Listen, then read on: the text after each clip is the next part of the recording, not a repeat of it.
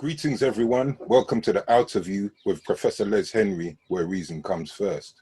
And today is an honor and a pleasure and a privilege to welcome my little brother, Wayne Shahid. Brother Wayne Shahid, how you doing? Bless up, my brother. Trust me, really appreciate. You understand? You're right for say little brother to because when it comes to the knowledge, you understand.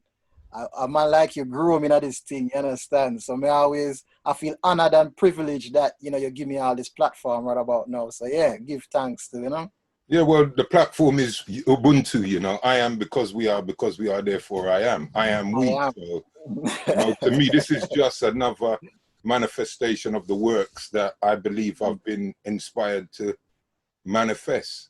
But Brother Wayne, tell us a bit about yourself, because I know a whole heap about you, so I want to just tell the people.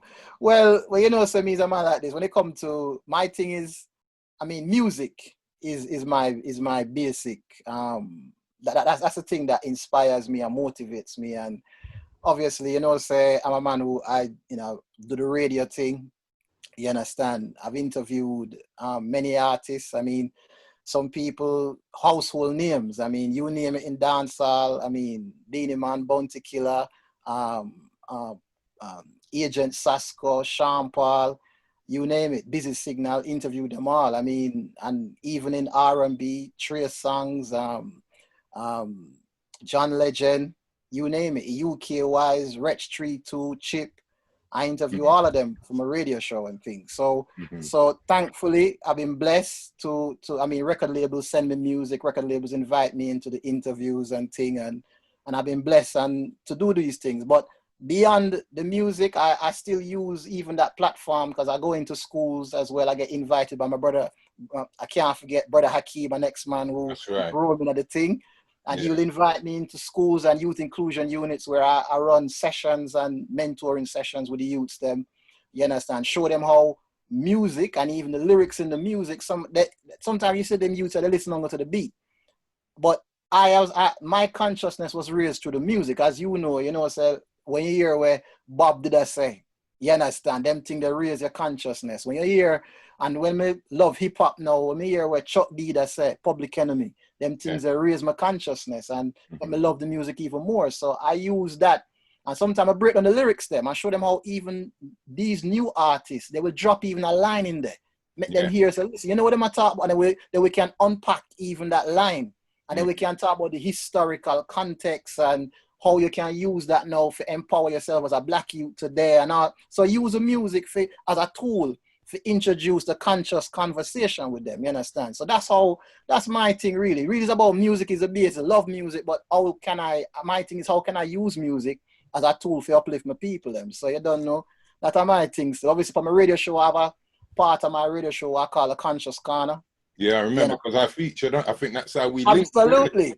Absolutely. I did something on the Conscious Corner, and then I think I did a couple of guest appearances on that's it. That's the one. That's the one. So, man, like you have like Twilight been on there, Brother Hakeem been on there. World of artists and guests, people who doing things in the community. I bring them on, interview them, or I play a tune. You understand? For uplift the people, them and things. So I'm a Conscious Corner. So that's always part of the thing. You understand? So that's the full package with me. You understand? So that's what it's a word song. You have to make sure the people with the music, have to hear the lyrics. Them I know so them boy as a conscious lever to get into the people thinking and change their consciousness. So that's how we deal with food thing. You understand? So yeah. But tell us a little bit about your background because people are going to be surprised. Tell us about your actual background. I was shocked. Well, right. Spanish town still, Well, people don't realize I was born in this country, right? I'm born here. So people say, oh, you're confused. I was born here, right? And my parents, I left England when I was a year and a half. You understand? So I don't really know England from my brother and sister, them know it, because them older than me. But like me was a baby. My mother always said me the most Jamaican out of all our picnic them. So cause Jamaica I learn for walk and talk and everything. And so I grew up in Jamaica. I lived in Jamaica till I was 17. I lived in Jamaica for 17 and a half years till I was 19. I never come back here one time. At the time when I go back to Jamaica. When I come back to live. You understand? I come back when I'm 19. So yes, that's when people say, oh, well, I live here for how long? But brethren, me can't talk the init chat and all them thing there. No. Them thing they can't the init no, me none of them chat there. Don't get me wrong, I can speak so people can understand me, but at the Well, they're same time, overstanding you now, because I think sometimes people exaggerate those differences when they want to be for real. But but obviously, yeah, obviously me work on them thing there. So you know, you work amongst your colleagues and you make sure so they can communicate, so they can. But brethren, a yard me come from a Jamaica, me no leg on my culture for nothing. So yeah, that's my thing. You understand? So Jamaica, born England, grew up in a. But I'll be honest with you, no brother. I honestly believe that I got a better education growing up in Jamaica than I would have gotten here. And not only in the sense of the quality of the education, I believe the quality of the education as well, but I believe the fact that I was taught by teachers who wanted to see me succeed. Yes. I didn't go to a debt camp of education, you understand? I went to a nurturing environment of education. Bear in mind as well, I was fortunate on top of that my mother is a teacher. You understand? So my born before me can talk, my mother teach me for read. You understand? So I was born in an environment of education. But beyond that, when I went to school, the teachers that wanted to teach me, you understand, they wanted the best for me. You understand? So I believe, I mean, my father, when I asked my father why we go back to Jamaica, my father said a 3 boy pick him have. And he must say too much black man I get pushing a police car. And him no want to see him youth them go. My mother never want to leave England, you know. And my father put on him foot and say, I bring back him boy, them go to Jamaica for grow. You understand? Because I no want to see none of them going end up in a police car. And when I think to them thing there, I said, because we grew up hard. I mean, you grew up in Jamaica, life hard, you understand? So, I mean, he said to myself, boy, I'm live in England, me that this. But you know what? Me praise God for my father's thinking. You understand? Because I'm glad I grew up in Jamaica. It give me a grounding. It give me, I think, a better education. It give me a better sense of value of self. You understand? And and the mindset what I have in terms of seeing black people running a country, seeing black people in authority, in position of authority, and knowing that you can do the same thing. You understand? Not having to you walk with a certain ear of not authority but confidence. Yeah, absolutely. You understand? It's embodied. Absolutely, it's embodied. And you take it everywhere you go. So when I come here, I was an adult when I come here. So that inner me. So I don't see myself as a second class. Even where I work now. I mean, where I work in the office, I have progressed over the past 4 years. I've progressed in terms of promotion. We must make 3 jump in about 4 years. Now people ask me how I can do that. But you see, it's not just about ability, you know. It's about belief in who and what you are, and your culture and your history and your potential as a people. And when you have that ingrained within you, then all you need to just give me the tools now, you know. Just give me the tools. And I will and I have the inherent confidence and belief in myself to make it happen. So, brethren, so that's my thing. But at the same time, it's all right for me to do that. But more beyond that, I cannot rise until my people rise. So I have to try for now make sure say, all right, now that me reach a position, I'm gonna make sure say everybody else or other people can benefit from it. Because the door open for me, and when God bless you, you know, the truth is your blessing is for maximum. Your blessing is meant to be the answer to somebody else's prayer.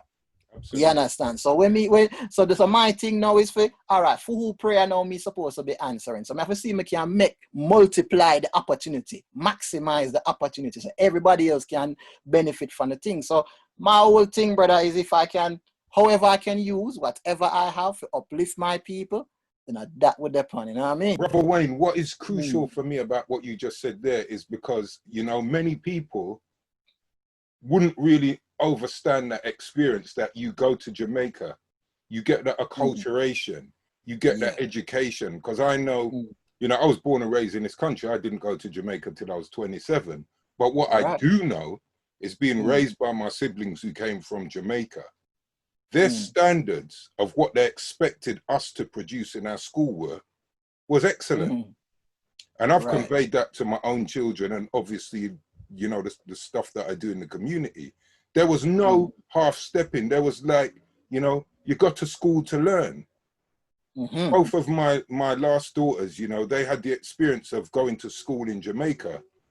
Right. And, you know, for a couple of months, 3 months, whatever it was. And the experience grounded them, because they realize you can go somewhere where people who look like you want you to do your best. Now, we're not going to romanticize it and say every teacher in Jamaica is a good teacher. Exactly. But what we're saying is within the culture, and we know about the shadism and the colorism and those different, you know, those kind of experiences. And I've done voluntary teaching in one of the worst schools in Spanish Town in Tredegar Park. I used to. I've seen. So you know the thing. Yeah, because I used to go there and do, so nearly every time I went to Jamaica, I would just go and do voluntary work in that school. Right. And reason with them children. And as I said, you know, we're talking about children who might have to pay for a squeeze of toothpaste. Yes. Yes. This is what people don't understand, some of the poverty in those places. Right.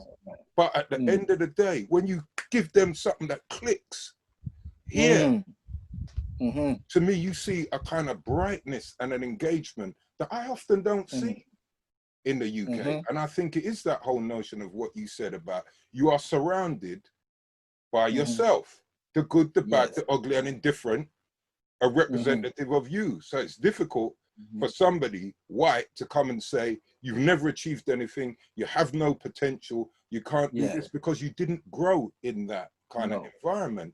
So one of the things I wanted to touch on, because I know you've got thoughts about this whole COVID thing, because, you know, many of us have reasoned for it and we've realized that our so-called backward third world countries in the Caribbean managed to contain this thing. Absolutely. And if you compare somewhere like Jamaica to Wales, I think not even 6 or 7 people dead in Jamaica. Exactly. And apparently most of those who died came in there with it. Exactly. Carriers. You know, I know countries like Grenada, I think it might be 1 or 2, if any. So I know you've got some thoughts about that, because in some ways now we're talking about infrastructures. Because we know that after so-called independence, they left us in the position where I personally believe they thought we would have been destroyed and at the begging bowl, begging for them to recolonize, which we know is what they're trying to do to the motherland. But Brother Wayne, when we're talking about those comparisons, and especially the fact that, you know, we're talking about Jamaica as a so-called third world country, third world infrastructure. I've been in Jamaica where people that I know, like when my cousin was ill and we have to carry them, go to hospital, and there's queue outside and all this kind of stuff, and you have to pay for everything in the pharmacy, no leeway, no real welfare system, okay? So the population of Jamaica, rough guess. Yeah, about 3 million people in Jamaica. Right. So any idea how many have supposedly died from COVID? Or how many have died from COVID? 10 people died from COVID in Jamaica. So 10 people in Jamaica. Out of 3 million, 10 people died from COVID. Right. With the third world infrastructure we have out there. With the third world infrastructure, okay. Because I remember seeing big queues of Jamaicans lining up in shops with a face mask on. Long before Boris said we have to wear them. You know, people were taking their piece of cloth and making their face masks. And I remember seeing them line up in long lines, whether they're queuing for whatever it was. And it was orderly as well, because people were sending the videos. So then if we come closer to home, and let's look at somewhere like Wales. So Wales, I believe I think there's an equivalence there. I think the population is about 3.5 million in Wales. So let's give or take 500,000. Yeah. Wild guess at how many people have died in Wales. About 1,000. Yeah. 1,000. So 10 in Jamaica and 1,000 in Wales. 1,500, is it? 1,500. 1.5. You saw it in my face. That is more, isn't it? It's 1,554 have died in Wales. Right. So I think for me, this reinforces and endorses your point. Right. Somewhere in our thinking, I think we're confusing. I think in some ways, maybe we're confusing what we see as progress. And I don't know, first world infrastructure. With what we see as underdevelopment, because remember, that's what we're taught, and Well, so third world representative countries who are impacted less. Well, it's long time I said this thing to people, you know. People mistake technological advancement for civilization. Absolutely. Civilization and technological advancement are not the same thing. Technological advancement is just if you have the latest iPhone or iPad or wherever, you understand? Yeah. That is, and people, now civilization is how you treat the most vulnerable in your society. That determines how civilized your society is. True. You understand? True. And what COVID has shown is that the most vulnerable, it's just shone a light on the most vulnerable people in British society, which are Black people. That's what it's shown us. And until and unless we appreciate that, because everybody in Jamaica, there's difficulties there, but there's better protection evidently for the most vulnerable people. That is the reality. But you see, but the problem is because we get so caught up with technological advancement, it is like a smoke screen for civilization. So basically, we do not live in a civilized society. That's the reality. England is not a civilized country. That is the reality. And they use technological advancement as a smokescreen to hide the uncivilized practices that they have in this country. And COVID has come as a unique lens to show you the unbridled, uncivilized behavior that, or I should say, uncivilized system that is apparent in this country. And and that is the story of COVID that doesn't seem to be told, brother. Beautifully put. Because you know something, Brother Wayne, and I love the way you just eloquently represent that, because that is it. When we're talking about civilization, it should be, how do you treat the worst of the worst, or the least? Absolutely. Because yes, we know it's Black people, we know it's so-called PAME people, we know loads of these people like travelers and people like that who maybe are beyond the system are being disproportionately impacted, and the poorer people as well. If you even think about how they're being damaged, 1 minute the government is bailing them out, now they're throwing them all under the bus. Exactly. The ordinary people will do the ordinary little hustling. Yes. Even the things that they declare can be opened. So you can open this, you can open that. They're not the enterprises that need to be opened to sustain the people who are at the bottom of the pile. And I think that you know, that comparison that you made, or that example of what a civilized society is, to me is exemplary. So just some of your thoughts on that. Well, brethren, like I say, you know, that's the next thing. That's the thing where it's like one of those quiet things that nobody seems to talk about. And that's why I felt it necessary to talk about this. I said, hold on there a second.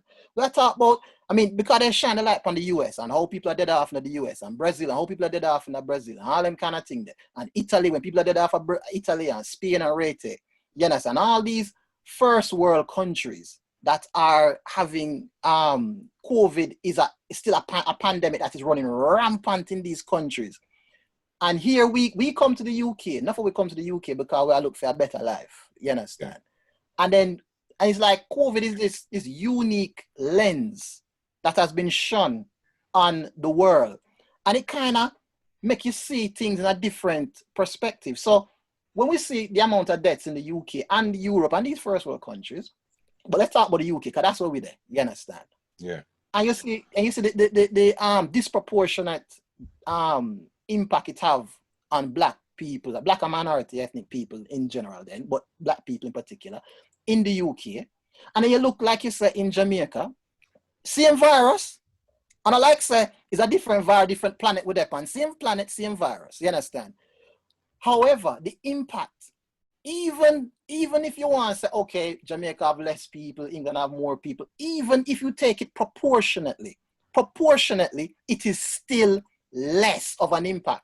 And we have, our infrastructural services are a fraction of what it is in this country. Yeah.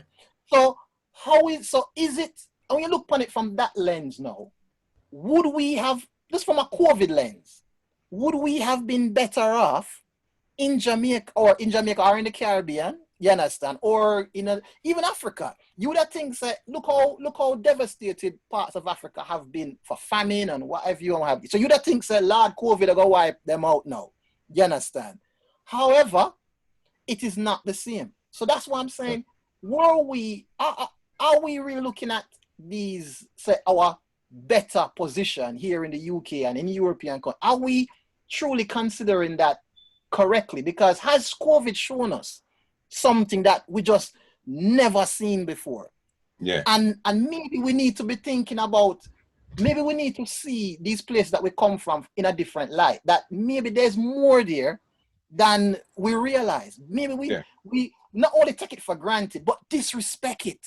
You understand? Yes. And I don't think that me I look into myself, well, on we need to really look back in ourselves, I really say, well, on that. Should we be looking to cultivate? And as I cultivate, I don't mean just the land. Yeah, I'm talking about I understand. Yeah. Cultivating the opportunities that lie in this place where we come from. You understand? Yeah. Should we be really revisiting the way we think? Brings us into a discussion about Black Lives Matter and why now, because I know you've got your own thoughts on why now. You know, they've been killing us as Black people for as long as they enslaved us, and it's never changed. It's never qualitatively changed. You know, I saw an interview with a sister who she's a leading social scientist, you know, womanist, you know, activist, and she was saying that, you know, her grandfather, I figure she's probably around my age, hopefully her name will come back to me. I was watching it on one of the TV channels the other day, and she said, you know, her grandfather was tied to the back of a truck and dragged through the city. Jeez.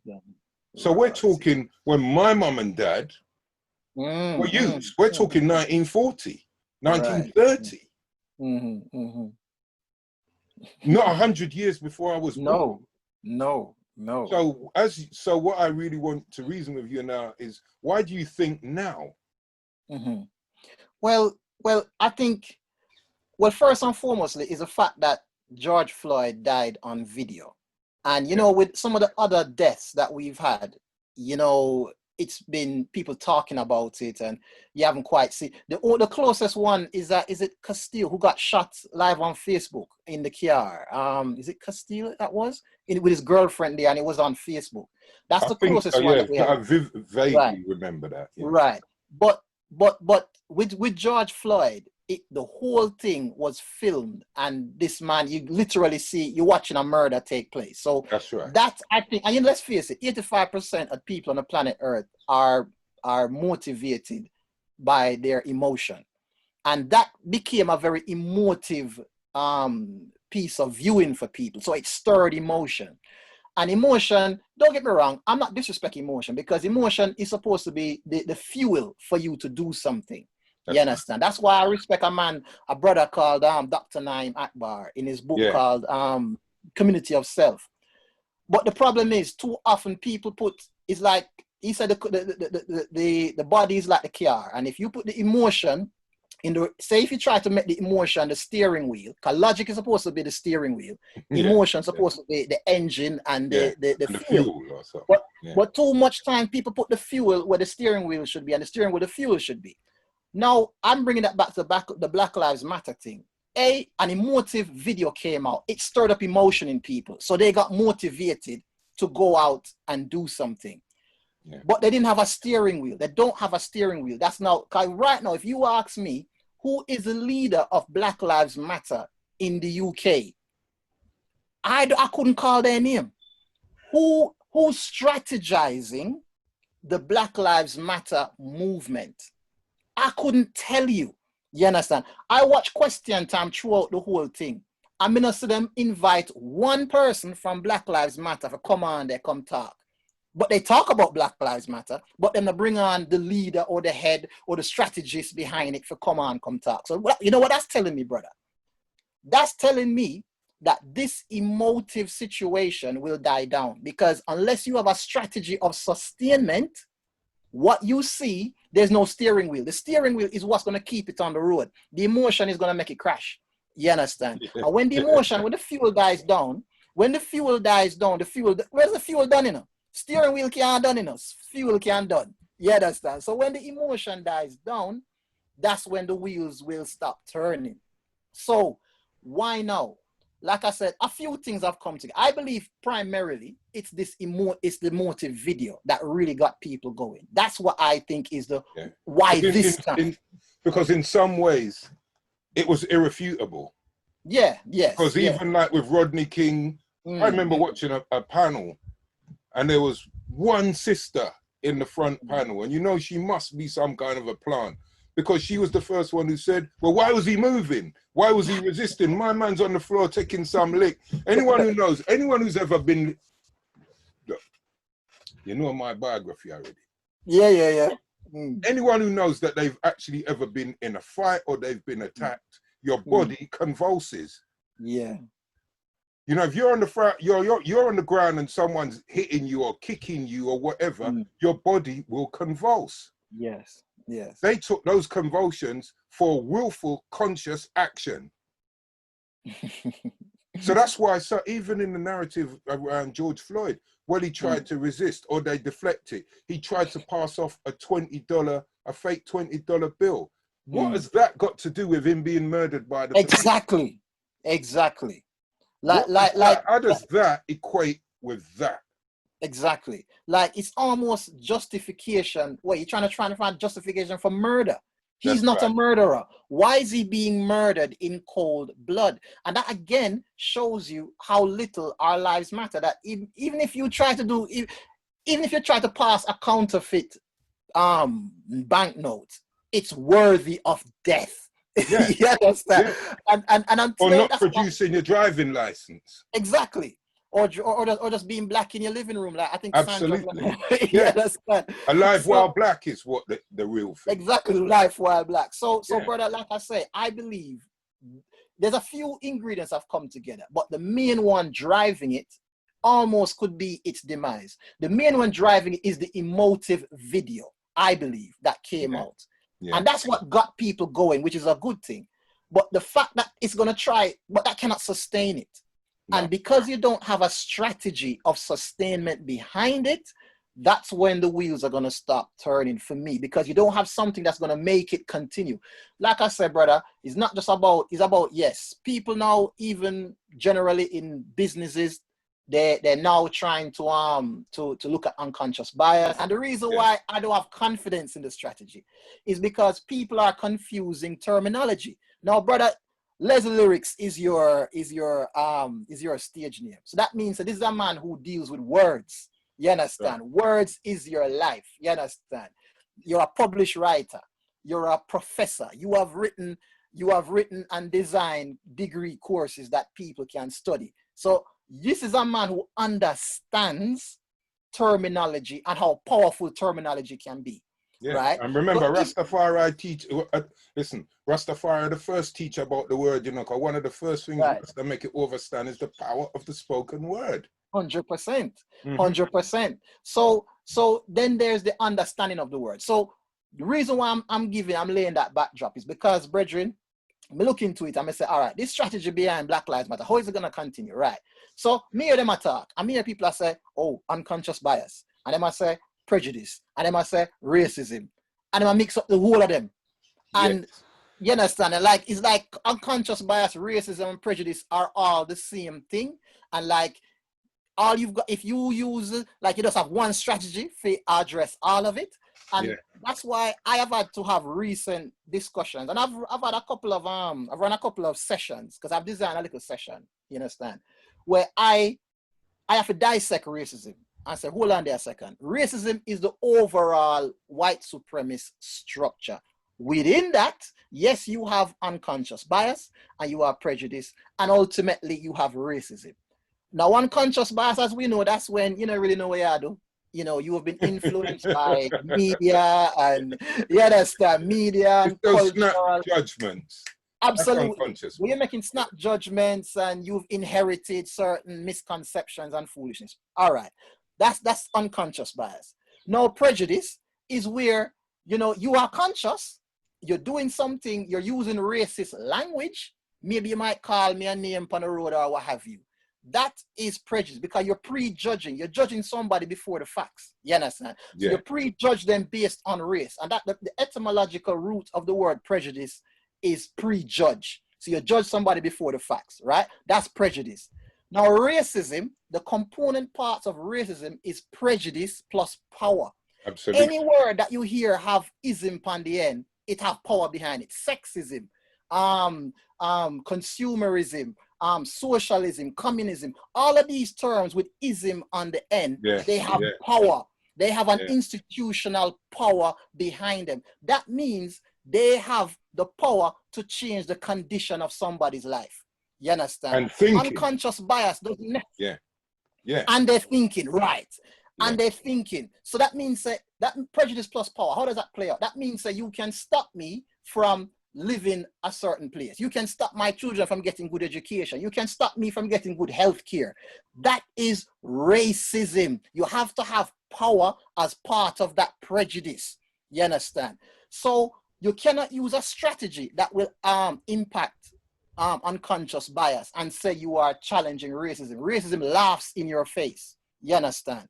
So until, you see, when me hear them have the Commission of Racial Equality, when me hear commission on it, me know so that not gonna work. Because institutions only speak, institutions only listen to other institutions.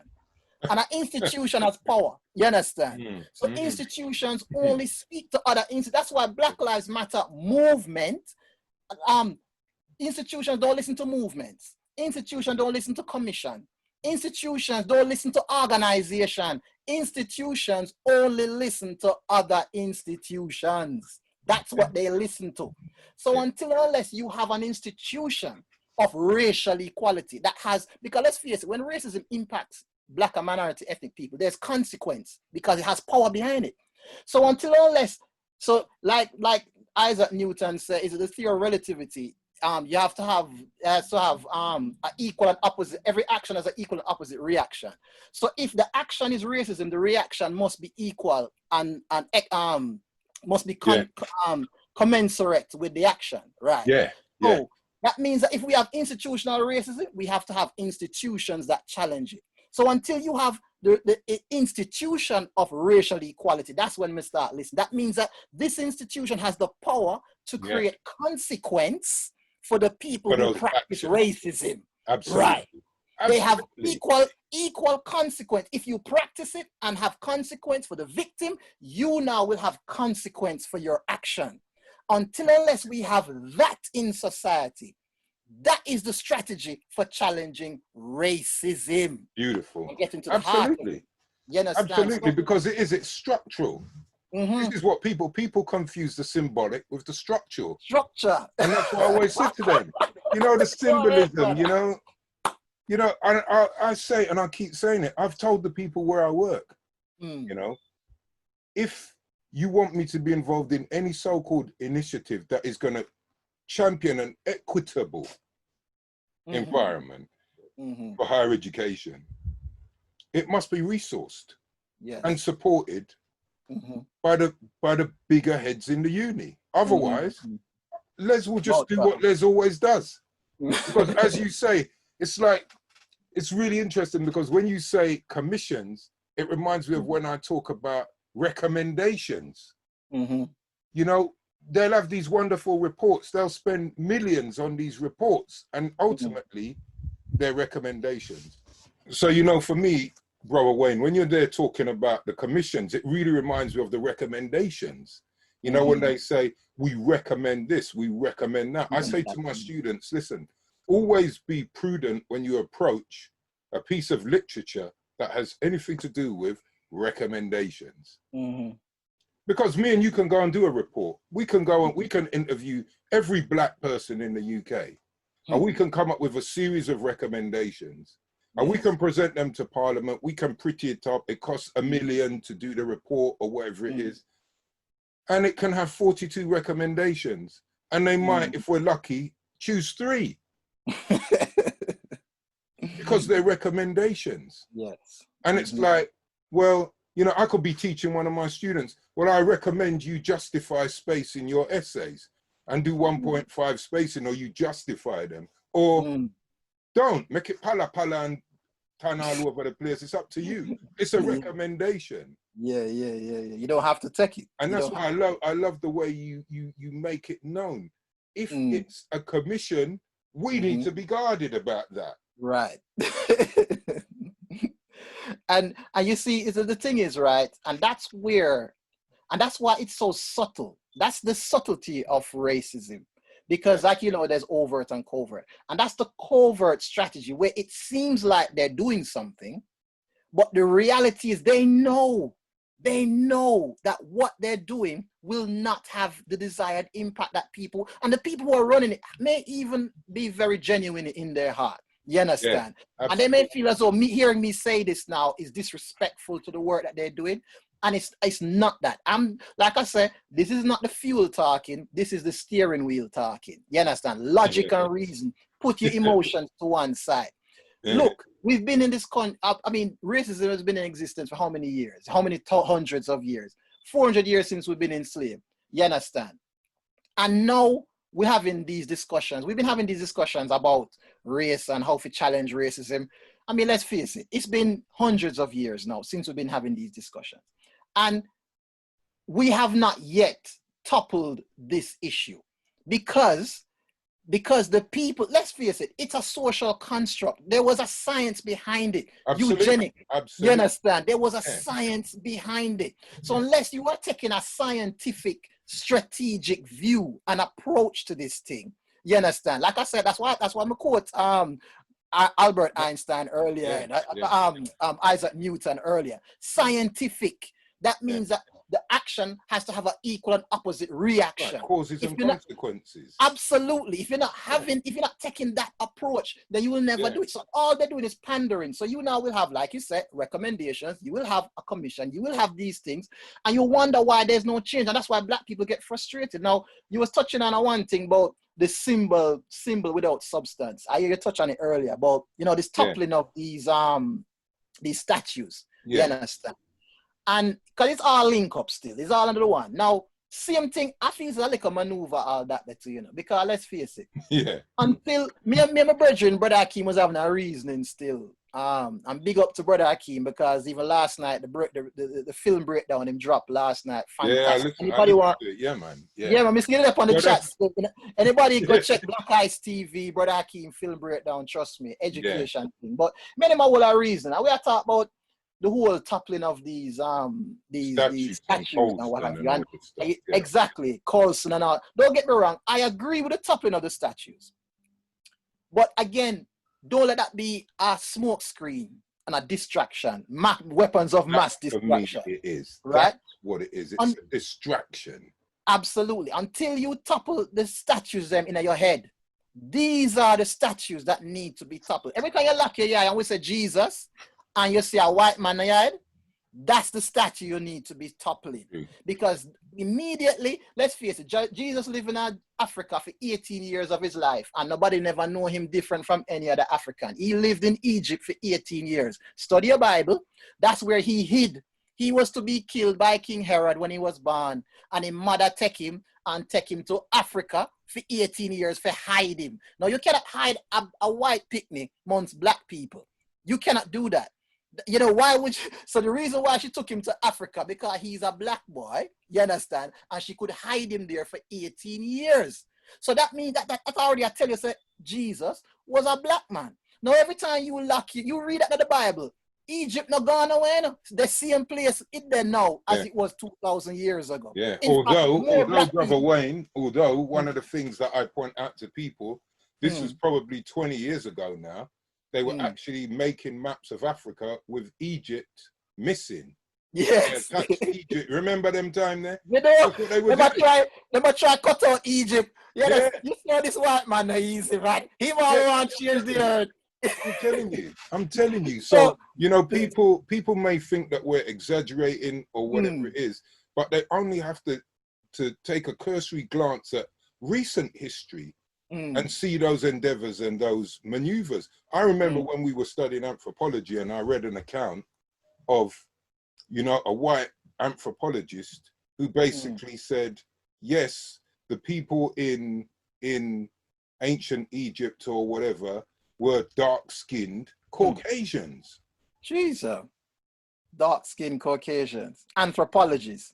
Yeah. Them are paying for chat them foolishness there. But this is what I'm saying is, so that's why for me, none of this stuff isn't surprising. But I know, again, one of the points that you wanted to make was about, because, you know, oftentimes people look to America, and this came out with, in my reasoning, this came out in my reasoning with Prof. Paul Gilroy, when he said, you know, the majority of the racist content we're being exposed to comes from the States.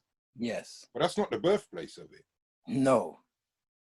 And I know you've got some thoughts on that whole thing about how these things were organized. You know, because as you say, racism is a science. Yes. And the way it works is you take race, which in and of itself can mean little or nothing, because there are no quantifiable differences between members of the human family with regards to intelligence, you know, anything, you name it. But racialization as a process creates a racialized hierarchy, which creates a system, and it institutionalizes those practices, and that's what we call racism. But I want you to, because I know you got interesting views on that whole science behind how that was constructed. Yes, it is a construct. It is a social construct. Now, so we talk about eugenics. People need to go look that up, find out about them thing that you understand. And I mean, there's an interesting piece in The Guardian by this sister, Afua Hirsch. Yeah. And she talks about the industrialization and exportation of racism. You understand? It was packaged, created, and exported because that was the platform for slavery. To industrialize slavery, you need to industrialize a whole ideology underneath it. Otherwise, slavery does not work. You understand? Yeah. So she talks about how, and that's why even setting up apartheid, because people forget that England set up apartheid in a South Africa, you know. You understand? Export that. You understand? Export that, you know. You understand? One of the biggest exports from this country has been white supremacy. What we see happening in the United States, the way it is set up and how intrinsic it is to their society, the systemic embedding of racism, the way that it is there, it was exported from here. You understand? So even though we may point the finger at the United States and you may see more overt instances of racism, or you may be more aware of more overt instances of racism in the United States, the reality is the scientific design and industrialization and exportation of racism was born here. I mean, a Virgin of mine puts it very, very, very well. He says, America is the belly of the beast, but England is the head of the beast. Absolutely. Absolutely. So when we're challenging it in this country, unless you understand that, the history of it, again, I know he's a brother, you study and you know the words, but the history of them things. Unless you study the history, understand the component parts of racism, understand the history of racism, understand the industrialization of racism, and the science behind racism. Unless you understand and have a strategy to combat it in this country like that, again, you're doomed to failure, brother. In terms of any surprising things for me, if you mean just in society in general, unfortunately, I mean, I'm a man where none of it really surprises me anymore. You understand? Yeah. None of it. What has? I mean, I don't say COVID is not real. It's a real thing. You understand? But what I try to do is, I mean, my name Shahid. It means witness. So to be a witness, that means you have to have vision. You understand? So the reason why I chose that name is because I believe the attribute of God that I will show is to have vision. And that's why when I look at COVID now, I say, well, what is it really showing me? And that's why when I come to represent on a platform like this, then I just kind of show the vision where God blessed me with in terms of what has COVID shown and what vision has that produced for me. So that's why I try to do the horizon scanning, what's coming over the track, so I'm never surprised by things. You understand? So is it hindsight, insight, foresight? That's how I try, three-dimensional vision. That's how I try to deal with my things still, you know what I mean? So yeah, brother, right about now, I mean, I give thanks to people like you, because even just week ago, a person working in my office, he was asking, about race, what books can they recommend? And yeah, man, Professor Les, Whiteness Made Simple. He might get the thing on Amazon right about now, brethren. He might go read that. Yeah, man. So you know, published authors like yourself, you understand, people like you who inspire me, you understand. When we read your pieces, me watch your videos, and me watch all how you represent on Channel 4, ITV, on BBC, me say you represent, you understand. I'm proud, you understand. And then people like, when we hear, that gives me hope to know that you're speaking truth to power uncompromisingly. You understand? I sometimes look for Les' face, Les look vexed. But I forget the first time I meet you, Les. But I forget the first time I meet you. It was, I think called Bang Bang in the Manor. There was a screen with myself and Twilight, Brother Ishmael Bladegrove. Brother Ishmael, right. Bang Bang in the Manor. Rice and Peas Films, Exactly, Rice and Peas Films. And I don't know is what, but Mr. Les on the foyer at the cinema. Les look like him up for roundhouse kick somebody, boy. May I say, Brother Akeem come to introduce me. Oh, Brother Les, this brother, you know, scholar and what have you. Mr. Bridget, this man I look like him up for box somebody in them mouth. That was about 2005. Yes, sir. It's about 2005. And I'm gonna tell a lie, brother. You know, and when we get to know him, we say, oh, it's easy still. But then, be honest, when we see a while up people in your lecture, anybody try to, you know what I mean, disrespect the thing. Yeah, I've been to lectures when you're delivering, anybody come up with any foolishness, let's deal with them and say, yeah, that man in a ramp, uncompromising. And that's what I respect about you so much. People like yourself, you give me hope, and you fit, and I find it inspiring. You understand? Even when at times you feel like, boy, you know, how are things going or what? When you see people like yourself standing up, and it's like your passion, and it's like your, you know, how your strength don't look like it's anywhere diminished now than it was 15 years ago. And you know, the thing is, it's, to me, and this is what I always say, you know, we all have different blessings, and I am blessed with my Jamaican mother and my Jamaican father, because they were the perfect balance. When people talk about Ma'at, and, you know, look, you know the thing, because sometimes people, to me, they get confused about what Ma'at represents. And it can't be what Ma'at represents, because Ma'at is representative of. And for those people who don't really understand what it is, Ma'at was from ancient Africa, Kemet, Egypt, Nubia, wherever, you know, wherever that aspect originated from. But it's truth, justice, and reciprocity. Reciprocity, yes, sir. Because truth will lead to justice, and if you have a just society, your notion of a civilized society must be based on reciprocity. Reciprocity. You give what you want to receive. If you give what you truly want to receive, you will have an equitable and just society. So for me, that's what I try to manifest in my works. And I got that balance from my mother and my father.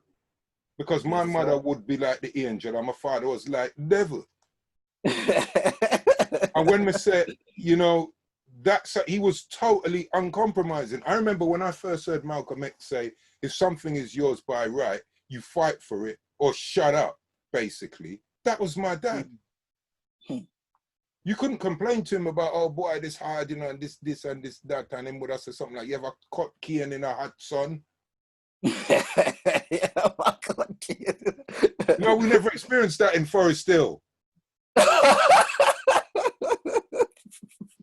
That's how my dad would drop it. You know, with my mum, you know, one of the abiding things I remember that my mum said to me when I was a youth, and I used it in one of my lyrics, she said, judge people by their actions.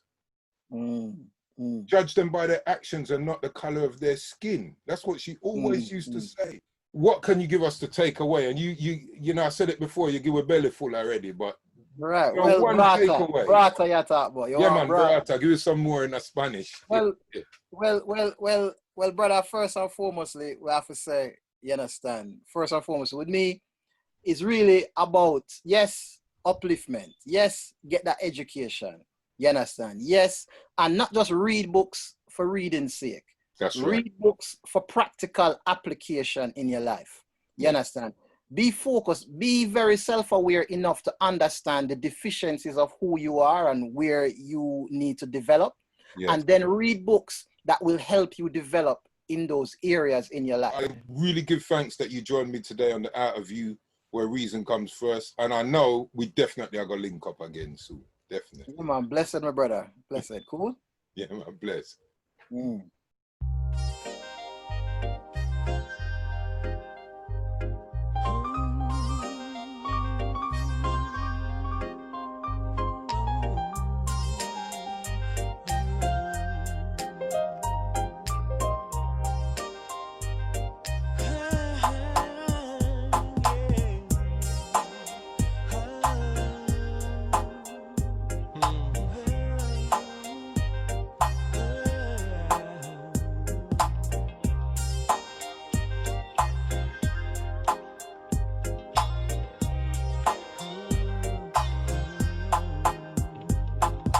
Champ is a term I used to describe my mother. In this world, you know I love that woman like no other woman. The island's a lyric I've known, 'cause from the sea